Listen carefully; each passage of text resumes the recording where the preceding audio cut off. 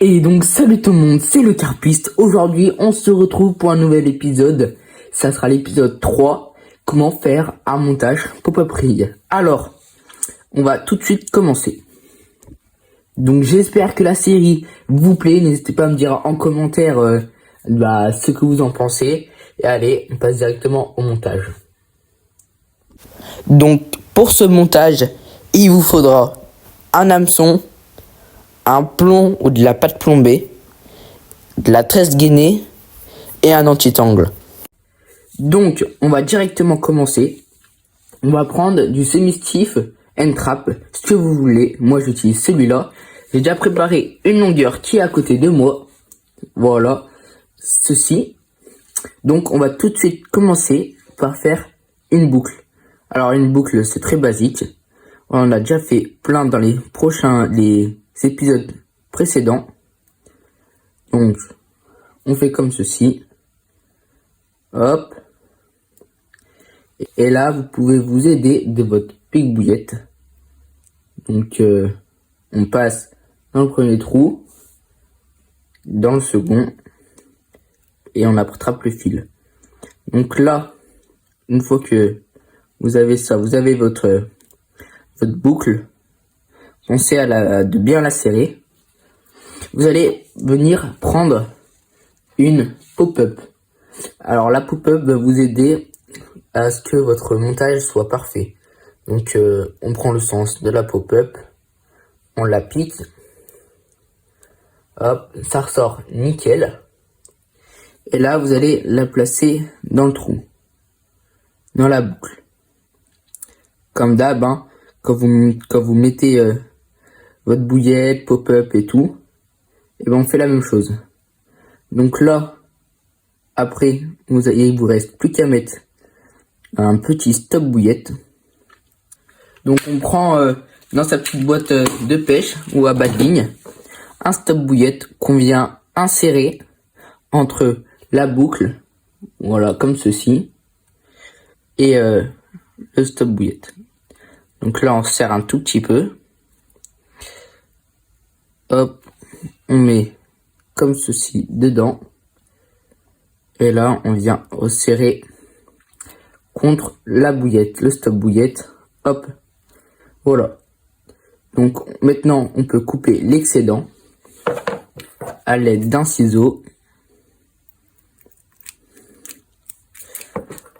Voilà.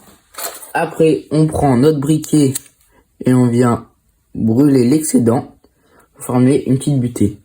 Donc là on a cette partie du montage et on vient tout de suite prendre notre hameçon.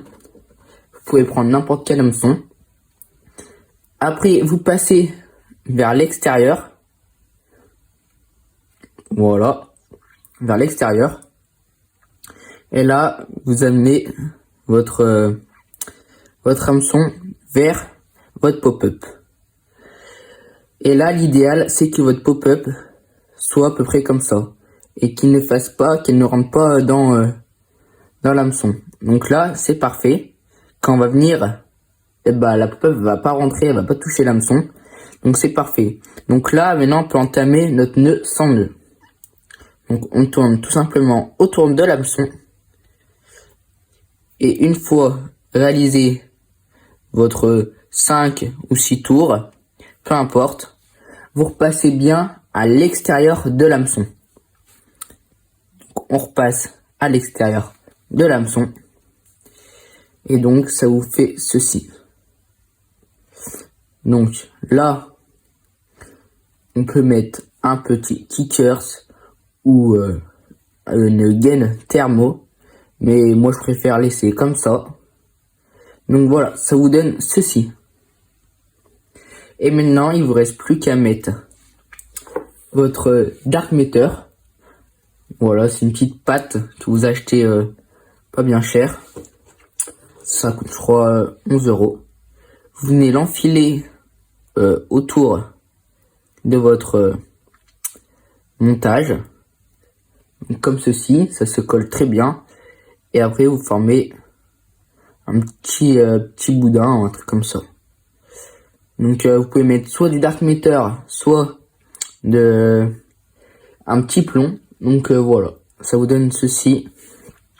Et là, quand la pop-up va monter, hop, et bah ça va te permettre que votre bas de ligne ne monte pas et que vous pêchez à je sais pas combien de centimètres de hauteur. Ça risque de tout gâcher et que vous ne faites pas de poisson. Donc maintenant il ne reste plus qu'à mettre l'anti-tangle. Donc on l'enfile comme ceci. Une fois arrivé en haut, vous faites votre nœud, votre petite boucle pour clôturer votre bas de ligne. Donc très simple, comme tout à l'heure. Hop, comme ceci. On prend notre pique-bouillette ou avec vos doigts. Vous passez dedans, vous rechopez et là vous tirez. Et donc voilà, votre montage pop-up rig est réalisé. Maintenant vous n'avez plus qu'à partir pêcher. Et maintenant on se retrouve mercredi prochain pour une nouvelle vidéo. On continue la série, c'était le carpiste. Allez, ciao!